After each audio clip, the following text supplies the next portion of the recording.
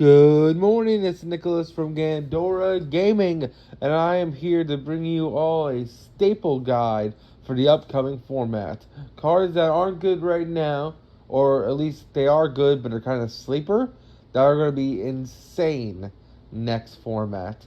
And yeah, we'll just get straight into this. So, first things first, the best hand trap I think going forward into the next format, it has to be Droll and Lockbird. If you don't know, Drone Lockbird basically says when your opponent adds a card to hand, you activate the effect. On resolution, note your opponent can no longer add cards from their deck to hand. It is a instant staple, and it completely shuts down the new meta. If you don't know, Cyberstorm Axis introduces a whole bunch of new archetypes, one of them being Super Heavy Samurai. And yeah, that deck does loses the Droll. A lot of decks lose the Droll. My Punk deck loses the Droll. Kashtira sort of loses the Droll depending on their hand.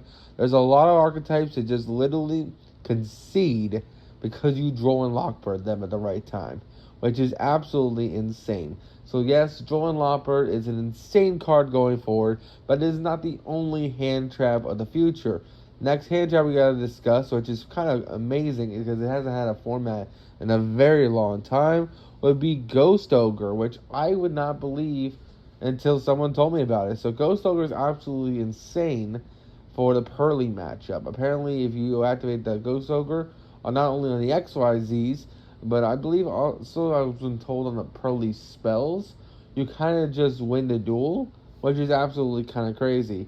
I don't know the exact interactions of Ghost Ogre, but I can imagine if they're setting up XYZ plays and you destroy the monster, you're setting them back a lot of resources. So I absolutely do think Ghost Ogre does have a place and does have a home upcoming format, and I can't wait to see people play test with it. Another hand trap that a lot of people are talking about is Gamma. Same thing. They activate XYZ, you negate and defeat it. I don't ever like Gamma just due to the fact you gotta play Driver, and Driver is just a huge brick, but I can definitely see people playing Gamma in the new format. It is a very powerful hand trap and definitely win you some games, especially if you're playing Gamma and you Gamma on your turn, meaning you get a free Synchro 8, which is absolutely crazy. Other cards that you should know about in the upcoming format, the other big thing besides hand traps, Kaijus. Kaiju-like monsters, these are going to be prevalent in the upcoming format. Doesn't matter how good your board is, a guy plays through multiple Kaijus. So, best of luck to you. Things to consider. Not only are the main Kaijus insane with Kaiju Slumber, but we also have Santa Claus entering the format. Yes, the joke card of Christmas has entered the Yu-Gi-Oh! Format with a big swing, just because it is a Kaiju, especially if someone's in defense position, that allows Pearlies to hit into it, allowing them to create Zeus very, very easy in their deck. So I highly, highly recommend, if you're playing Pearly, to pick up your copies of Santa Claus. Really, really great card, and overall, a fantastic staple going forward. Other things as Kaijus, which is already prevalent in this format, but are even going to be more mainstays next format. Karakuri, Divine Incarnate. This card is absolutely stupid. If you don't have your play set, please pick it up, because this card literally wins you games against both Pearly and Kashtira. They're gonna draw 6 on your standby phase. And then you're gonna go main phase, cool, tribute their boss monster, and then push for game. It's gonna be really, really solid. They might have 6 cards in hand, but as long as you can play it through the hand traps, you should be fine, which is absolutely crazy. So yes, Divine Incarnate, Lava Golem, all those cards, if you can play them, play them. They're going to be huge staples going forward, and it'll definitely help you out in the upcoming formats. Other cards to look out for, because there's a lot of new XYZs entering the format, XYZ Encore and Herald of the Abyss are 2 cards that are being played this format. So I'm going to go over both of them and talk about their pros and cons. So first things first is Herald of the Abyss. Herald of the Abyss is a spell card that basically allows you to do is that you pay 1,500 life points, declare 1 monster type and 1 attribute. Your opponent must send 1 face-up monster with the declared type and attribute from their field to graveyard if possible. For the rest of the turn, your opponent can't activate the effects of monsters that were sent with this effect.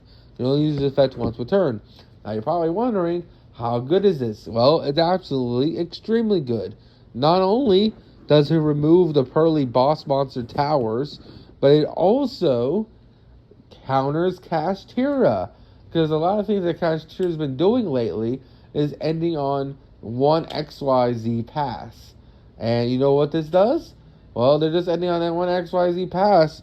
You activate Herald of the Abyss, call the attribute of the Mr. XYZ Macrocosmos, and then send his ass straight to hell, which is absolutely insane. And your opponent can't do anything about it because it's them, the ones that are doing it, which is absolutely great.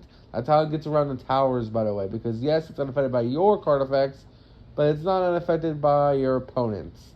So your opponent has to send, thus it gets rid of the Mr. Towers, which is absolutely insane. Now, XYZ Encore is a different story. It only works on XYZ monsters, while Herald of Abyss is more generic. If your opponent has two of the same attribute monsters on the field, then they can, or the same type of attribute, they could just choose the weaker one, which would suck. So be wary of that. But as for XYZ Encore, we have a different story. This card says target one face-up XYZ monster your opponent controls that has XYZ material. Detach all XYZ material from it, and if you do, return it to the extra deck. Then, if the monster card is in the graveyard among those detached materials, special summon as many of those as possible from the graveyard to your opponent's field in defense position, and reduce their levels by 1 on the field. Cards effects can be activated in response to this activation. The reason why this card is insane is your opponent can't respond to it. It has the same Super Poly clause, which is absolutely insane. Now, it's only good against XYZ decks, so Pearly and, of course, what's it called? Kashtira. This definitely devastates them. And overall, it's just a really, really cool card. I recommend picking up Herald of the Abyss more, just because it's cheaper. XYZ Encore, if I remember TCG right now, is like $10 to $11 each, and that's just for the 2014s. As for you talk about the Judgment of Light copies, they're like $20 each. Well, actually, is it $20 each? It's kind of market price of 11. They're kind of, I don't know, they're like $20 each. Yeah. So this card's already past its time to buy and cheaply.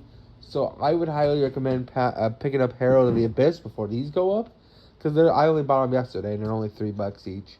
And I think this is a really powerful staple going forward for decks that summon like one type of monster.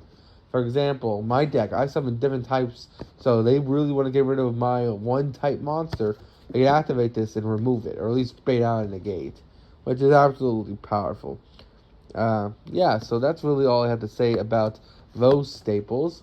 I think that's really about it. Cosmic's still crazy next format because Runic's still going to be running around. Not to mention the Super Heavy Samurai spells. If you can Cosmic them in the spell and in their zones, you can definitely put a heavy hitter on them. Other things that you must consider going into the next format. That's really about it. I believe that's all like the new staples. I bet more will be on our way. Kaijus, like I said, are going to be a big deal. Droll will be a big deal next format. It's yet to be seen if Herald the Abyss and XYZ Import will be a big deal, but it could. But that's really about it. I kind of just want to discuss the new cards going forward and the huge potential they have to shape up the metagame in big ways. So, anyway, I hope you all enjoy. Don't do anything stupid, and I'll see you all. And oh yeah, and of course, Dark Ruler. Dark Ruler has always been a staple. Anyone who says they were not in a Dark Ruler format right now are idiots. Dark Ruler has always been a staple. It's always going to be a 3 on your side or main.